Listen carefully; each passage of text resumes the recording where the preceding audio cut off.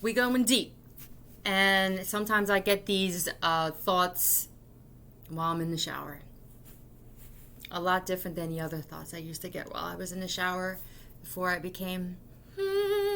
Anyway, so I don't know if you guys seen the video that I made about the guy that I seen outside that was putting his hands on the chick, and I said that there are too many people who walk past that kind of shit anymore, and like women act like it could never happen to them, and men act like it could never be someone they care about, like their mother, their sister, their girl, their wife, you know what I'm saying? Anyway, so I went up going up to the guy and saying, getting in his face, and he wound up backing down, and that was my whole that, you know, a lot of these men, obviously they're weak, or they wouldn't do this to women, because really strong, confident men don't feel the need to overpower a woman like that. So I seen that with my own eyes, because he literally ran away from me and I wasn't expecting that.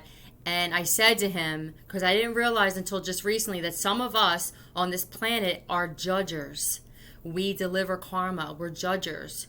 And it's a little bit of pressure to have this kind of responsibility if that's the case. So I tested this out on that guy that night, and I said, God's going to do you a favor, I said to his wife. I said, God is going to take him away from you, because I feel like you want to get away from him, and I feel like he's just a total piece of shit. I said, you're going to wind up getting killed or locked up. It was like 2 weeks ago. I'm walking past that street again, and I seen them in the same parking lot in front of the same store, and instead the cops were now frisking this dude.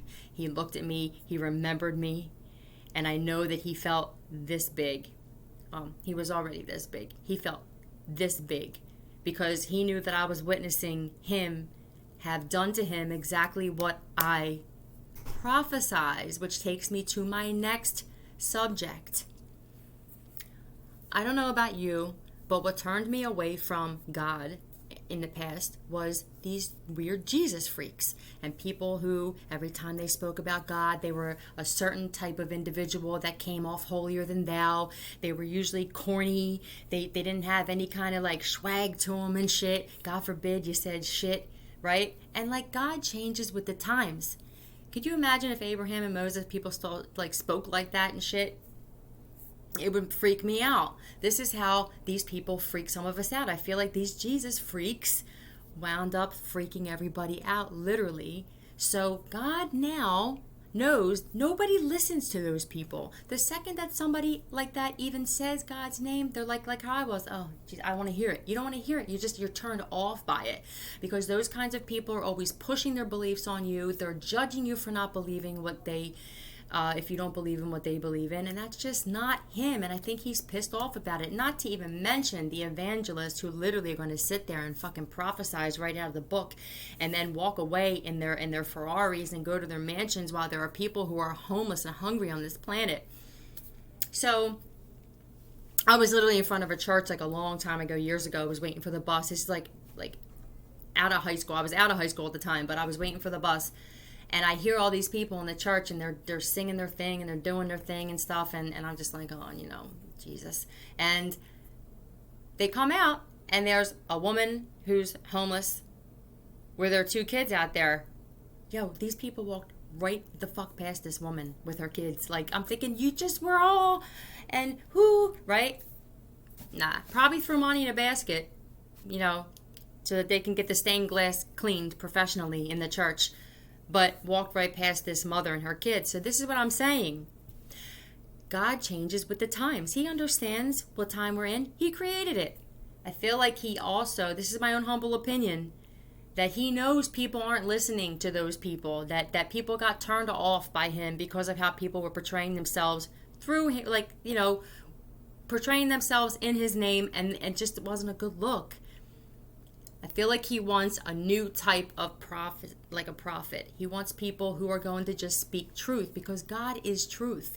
He doesn't want you to open up the Bible and just quote Bible verses that most people don't fucking live by, right? And if they do, they only live by the ones that are comfortable for their life and their situation, like I've said. He wants truth. God is truth. God is compassion. He is non-judgment, and he is love, right? That's what he wants. But if a bitch has to sit there and drop an F-bomb or two, or talk about checking a bitch, if someone's going to listen to that in his name, I feel like we're going to get a lot further with getting his word out. Not the word that's in this book that nobody knows, that if there was any kind of miscommunication from whoever was listening, because today people miscommunicate hearing his voice, don't they? They literally say they heard this, say they heard that. Next thing you know, it's like Amityville Horror where somebody's saying God told them to kill their whole family. Miscommunication. That happened with the Bible as well. How do we know that every person who wrote in that book was strictly actually that person and it didn't get plagiarized, and that that's exactly what they were hearing, right? He is truth. He is honesty. He is love, compassion, and non-judgment. And he's giving. And he's empathy. And sometimes he's a little bit thug, okay? So if that's the way that he's got to get his word across, then that's the way he's going to do it. He doesn't care if it's read out of the Bible. He doesn't care if you're wearing a cross on your neck that really doesn't mean anything, because when you really find out that that's an actual disgrace, a lot of Christians are going to feel really bad and duped for what they're about to find out about all the lies and what religion really stood for, and how Jesus was never crucified and he was just a regular guy who was awakened to the truth just like we are now. And they crucified him like they're crucifying us whistleblowers and truth tellers. It was the same thing. It's a metaphor for him warning everybody what was going to happen when his child, right, speaks his truth and uses his name, that people are going to wind up crucifying you. I constantly get these, oh my God, and here she goes again and shit like that. Because the thing is that people don't seem to like good anymore. People got really comfortable with evil. It's not easy. It's not easy. You don't have to live up to much. You know what I mean? It's like, it's simple to wake up and be a jerk off, right? It's a lot more difficult in people's eyes, right? In the world we live in today, it's a lot more difficult for us good people to actually be ourselves. Most empathic people are loners, and that was made to be out to be weird. No. The fact that you need a whole crew of flying monkeys to come at me to gang stalk me is fucking weird and weak, right? I mean, literally, this is how you know that you have God running all through you. When you are happy every day and you barely have anything, right? When you can be compassionate towards the people who even try taking your life, right? When there's one of you standing after a whole squad full of motherfuckers tried taking you out of the game completely. And he said, nah, bitches, step back. This one's special, and I'm going to show you. So once that happens and you take yourselves away from the narcissist, God is going to show his hand in your life. He may take someone's life at the hands of another person. It's got to happen through people. Karma's got to happen through people. He can't come down here himself. He's not a separate being. He is everything, and he's every bit of breath and air, this fresh air.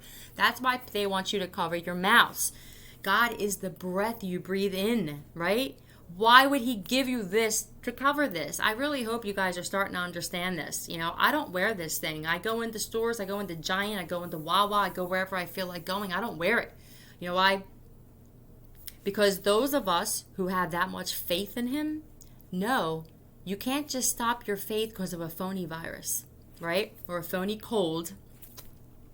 You can't just say, now I'm worried that I'm going to get sick, but I say that I have faith in him. When you have faith, you have it on 100. You can't just sit there and say now that you're going to cover your mouth because someone on TV told you to. Who told you to? I know he didn't tell you to cover something that he actually gave you. Okay? So he wants those of us to just open our mouths and spit truth. And when you find this truth out, you are expected to, in turn, relay this message to other people. Because what if the person who initially was finding all this stuff out and realizing these lies, what if they just kept it to themselves and it never went the domino effect?